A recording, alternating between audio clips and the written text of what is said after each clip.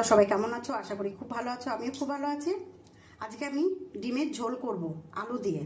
এই যে আমি আলু কেটে রেখে দিয়েছি। আমি এই ডিমটা একটু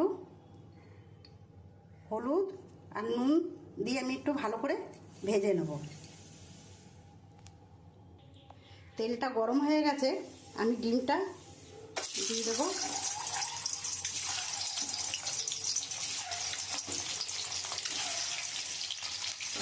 আমি ডিমটা একটু ভেজে তুলে নেব। আমি ডিমটা তুলে নিয়েছি ভেজে। আমি একটু জিরে আর একটা তেজপাতা ফোড়ন দিয়ে দেবো।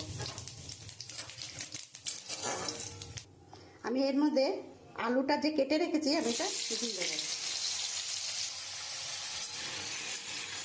আমি আলুটা একটু লাল লাল করে ভেজে নেব।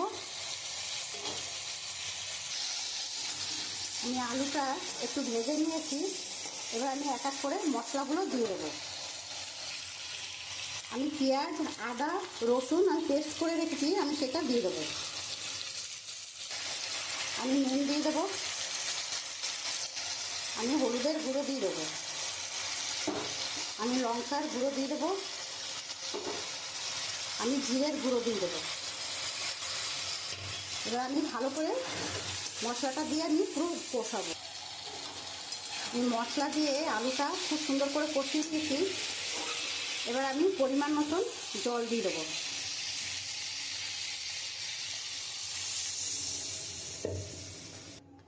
আমি জল তো দিয়ে দিয়েছি। এবার আমি ডিমগুলো দিয়ে দেবো।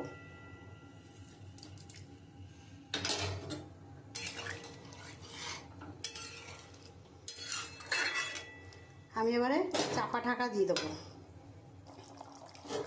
দেখো বন্ধুরা, আমার ডিমের ঝোল হয়ে এসছে। এবার আমি নামিয়ে দেবো। নামানোর আগে আমি একটু গরম মশলা দিয়ে দেবো।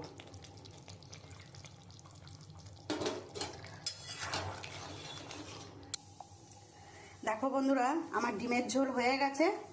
আমার এই ডিমের ঝোল তোমাদের কেমন লাগলো রান্নাটা তোমরা কমেন্ট করে বলবে।